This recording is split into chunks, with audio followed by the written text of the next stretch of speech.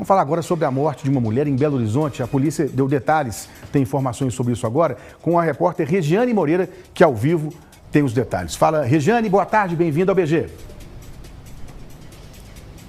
Oi, Laí, boa tarde para você também, a todos que nos acompanham. Esse caso aconteceu em agosto de 2023. Essa jovem de 21 anos, segundo a polícia, foi jogada da janela de um apartamento que fica aqui no hipercentro de Belo Horizonte, do 13º andar lá e claro, foi fatal esse impacto, né? Ela foi encontrada por moradores da área térrea, do primeiro andar, na verdade, e a polícia acionada. Num primeiro momento, o namorado, já que ela estava na casa dele, contou para a polícia uma história. Ele disse que essa jovem de 21 anos era deprimida demais, usava inclusive drogas e por isso teria se jogado. Essa foi a versão do homem de 47 anos. Quem vai trazer mais detalhes para a gente é a doutora Yara França, delegada aqui do Departamento de Homicídios. Doutora, muito boa tarde. Esse homem, então, ele se passou por inocente, possivelmente chorou a morte da namorada e a polícia descobriu que ele foi o autor. Boa tarde. Todos os casos inicialmente, que chegam com essa notícia de autoextermínio são tratados com extrema cautela pelo Departamento de Homicídios. Essa primeira notícia de que ela teria se jogado foi analisada e a gente conseguiu juntar elementos de investigação tanto sobre a vida pregressa dela, sobre a vida pregressa desse suspeito, que tinha sido a última pessoa a estar na companhia dela, como toda a história que ele montou, que ele afirmou para tentar se tirar da situação do local do crime, para dizer que ele não estava no local do crime no momento dos fatos. Isso tudo foi desconstruído, também com vários laudos periciais, várias análises foram feitas no apartamento e hoje a gente conseguiu demonstrar com clareza, de forma muito robusta, foi uma investigação muito complexa, de que, na verdade, esse homem já estava determinado a tirar a vida dessa jovem, porque ela iria sair desse apartamento na segunda-feira, um dia após os fatos, ela já estava com outro local para residir. E ele, sabendo disso, ele resolveu tirar a vida dela um dia antes. Eu posso dizer que ela praticamente estava em cárcere privado, porque a senhora me disse que ele dopava essa jovem, que ele praticamente a induzia a usar drogas para mantê-la ali vítima dele, refém dele, né? Já que ele também é traficante, tinha essa droga disponível. Podemos dizer que ela estava presa ali naquele imóvel dele? Isso foi algo muito bem arquitetado, muito bem planejado por ele. A partir do momento que ele conheceu essa jovem através de um aplicativo de transporte, ele ofereceu várias coisas para ela. Ele ofereceu uma casa, ele oferecia viagens, ele ofereceu um mundo que ela acreditou num primeiro momento e através dessa ludibriação dele, ele passou a controlá-la através do uso de drogas. Ele passou a fornecer entorpecentes para ela gratuitamente e com o tempo esse uso foi se intensificando. Agora, Laí, choca a gente escutar agora a delegada falar, porque ela ouviu várias pessoas durante esse trabalho, conversou com amigas dessa jovem e ficou muito claro que eles viviam um relacionamento muito conturbado, inclusive que ele agredia essa jovem, né, doutora? Sim, a gente pregressou a vida tanto dela quanto dele, quanto a vida do casal, que segundo ele era uma vida perfeita, eles eram um casal sem problemas, e na verdade a gente constatou que ele, através de toda essa manipulação, induzindo ela ao uso de drogas, ele mantendo ela dentro desse apartamento, ele foi, como todo um feminicida clássico, ele foi cortando os vínculos dela, tanto de amizade, ele foi isolando ela da família, ele tinha ciúmes até do filho dela, de 5 anos de idade, com o tempo, ele foi fazendo com que ela se afastasse dessa criança. Essa criança, inclusive, relatou que já havia presenciado agressão física contra a mãe, praticada por ele. E ele passou a desqualificar essa mulher, ele passou a ameaçá-la, ele passou a diminuí-la. Quando ela saía com amigas, ele dizia que essas amigas não prestavam, que eram pessoas que não eram boas para o futuro dela. E ele também passou a desqualificar a família dessa jovem. Com o tempo, ele foi isolando ela socialmente e ia mantendo ela de acordo com o que ele queria. Ele tinha acesso irrestrito ao celular dela, ela tinha que usar um código com amigas para dizer se era ela que estava falando no celular ou se era o namorado utilizando o celular dela. Então, de todas as formas, ele tentava controlar. Ele sabia aonde ela ia, quanto tempo ela ficava nos ambientes, e com isso, ela, infelizmente, até ela perceber quando ela tentou terminar esse namoro, comentando com as amigas, dizendo: agora eu vou sair dessa relação, ele já pegou todo o meu dinheiro, ele usa esse dinheiro para drogas, mas eu vou conseguir sair, conseguir um outro lugar. Foi no momento que ele percebeu que essa vida dele ia acabar e ele decide pôr fim na vida dessa jovem. Pois é, ele foi preso em outubro de 2024, correto? E aí, por que ele foi preso? Ele estava coagindo testemunhas, atrapalhando as investigações, né, doutora? E aí, esse foi o motivo da prisão nesse primeiro momento, antes mesmo de vocês fazerem o desfecho do caso. Sim, antes mesmo que a gente pudesse realmente entregar essa investigação com todos os elementos bastante robustos de autoria delitiva, a gente já representou por uma prisão provisória dele, para que a gente pudesse ter acesso a mulheres que se diziam anonimamente ter muito medo de prestar qualquer informação com ele solto. Essas mulheres nos noticiaram, então, com ele já preso, de que elas eram vítimas de assédio, de estupro. Ele costumava atrair essas mulheres até o apartamento, ou através do transporte de aplicativo, ele já assediava essas mulheres, oferecendo também, paralelamente, um aluguel de baixo custo, um custo muito abaixo do mercado. Ele oferecia quarto para estudantes. Essa era uma regra dele, que somente meninas jovens, que não eram proibidas visitas no apartamento, somente elas poderiam alugar apartamento, somente elas poderiam alugar quarto dentro desse apartamento, e através disso ele passava a assediar e, inclusive, dopar e estuprar essas mulheres. Somente com a prisão dele, algumas mulheres tiveram coragem de vir e dar mais notícias sobre esses crimes contra a dignidade sexual.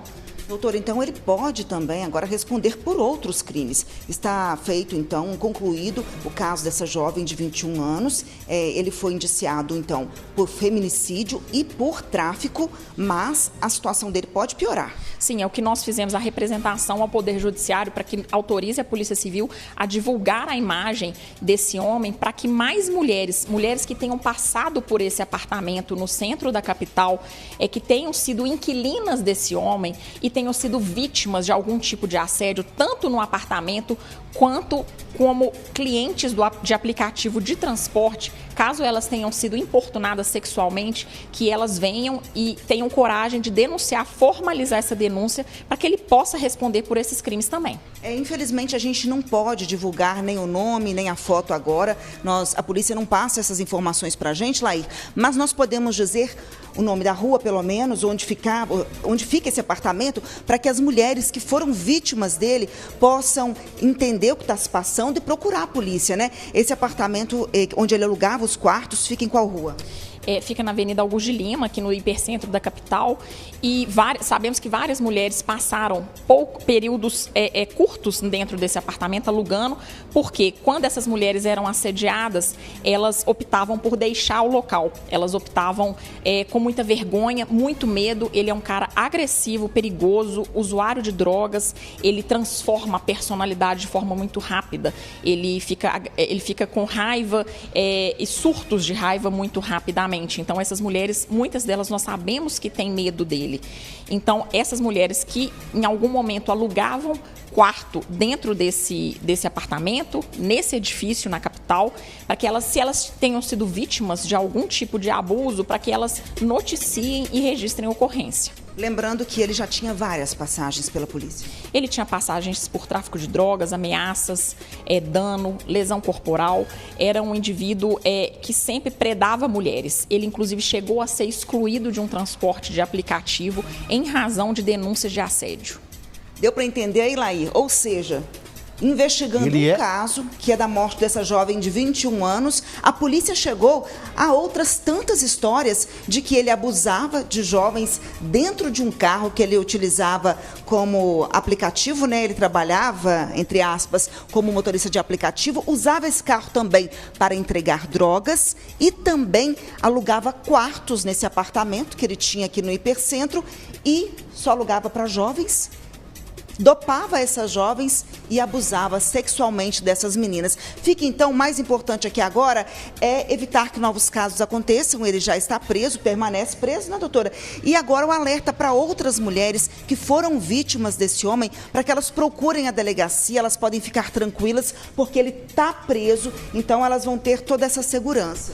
Com certeza, e é o que a gente sempre reforça, para que os casos de violência doméstica são os crimes que mais existem no nosso país, juntamente com o tráfico de drogas, mas que a gente sempre reforça para essas mulheres, toda mulher dentro de um relacionamento, conversar sempre com a família, com as amigas, em qualquer sinal de violência, abuso psicológico, esse homem que tenta diminuir a mulher, tenta denegrir sua imagem, tenta acabar com a sua identidade, de uma certa forma ele está tentando cercear essa mulher para ter controle dela, e a partir do momento que esse homem tem controle da vida dessa mulher, financeira, vida social, vida familiar, ele vê essa mulher como um objeto de posse. No momento que ele vê essa mulher como objeto de posse, se essa mulher tenta sair do relacionamento, ela corre um sério risco de vida. Pois é, né, doutora Yara? Um alerta para qualquer mulher que esteja sofrendo qualquer tipo de violência, fazer contato com a polícia, pedir socorro mesmo, porque a gente sabe que em muitos casos, infelizmente,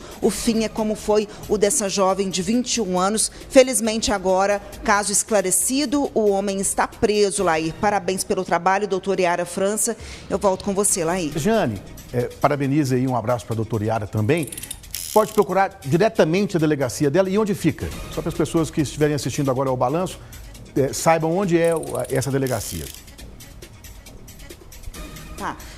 Doutora Yara, essas pessoas que se identificaram com a história, perceberam que foram vítimas desse homem, elas podem ir direto à delegacia? Qual o endereço? Sim, qualquer mulher que tenha se identificado, ela pode se dirigir a qualquer delegacia, procurar a polícia militar. O importante é que essa notícia seja registrada para que esse REDS, esse boletim de ocorrência, seja formalizado e o Departamento de Homicídios, claro, vai encaminhar ao Poder Judiciário para que isso também seja apurado. Então, qualquer delegacia, inclusive a Polícia Militar também. Então, não é algo difícil de se fazer. Mulheres tenham coragem. Exatamente. Tem que fazer denúncia sempre.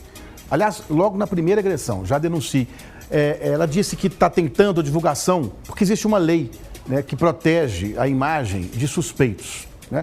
Se não me engano, é a lei de abuso de autoridade. Você pode até confirmar com ela se é essa lei realmente. E se a polícia está tentando, nesse caso específico, permitir que seja divulgada a foto desse suspeito.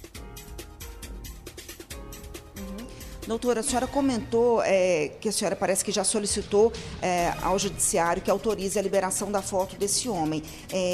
Vamos explicar para quem está em casa, que as pessoas às vezes não entendem, mas por que a TV não mostrou a foto dele, não falou o nome dele? Que lei que é essa que não permite que vocês divulguem essas imagens? E quando é que deve sair essa resposta para a gente poder mostrar aí o rosto desse homem? Hoje a gente tem a lei do abuso de autoridade, né? E essa investigação corre em sigilo. Então, a gente não pode expor a imagem dessa pessoa que está sendo processada.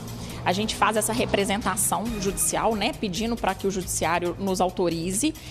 Obviamente, isso não é um controle de redes públicas, né? Caso o investigado ou a vítima tenham imagens em redes sociais que sejam abertas ao público, mas essa informação não pode ser repassada pela polícia. Essa solicitação já havia sido feita ao judiciário no ano passado. A gente aguardou essa resposta e novamente nós reforçamos esse pedido, porque a gente acredita que é importante, nesses casos de crime cometido contra a dignidade sexual, para que as vítimas que não tenham denunciado na época, tenham ficado com medo, para que elas tenham essa coragem de poder, agora, sabendo que ele está preso, poderem denunciar. Pois é, demorado, né, Laí? Fizeram um pedido no ano passado, nós já estamos praticamente em abril, fizeram um novo pedido e com certeza com a imagem fica muito mais fácil de localizar essas outras vítimas, né? Vítimas procurarem a polícia, maior vai ser a pena desse monstro que calculou friamente tudo, passo a passo, como disse a doutora Yara. Obrigado, Regiane, um abraço para a doutora Yara. Mais uma vez, parabéns por esse trabalho.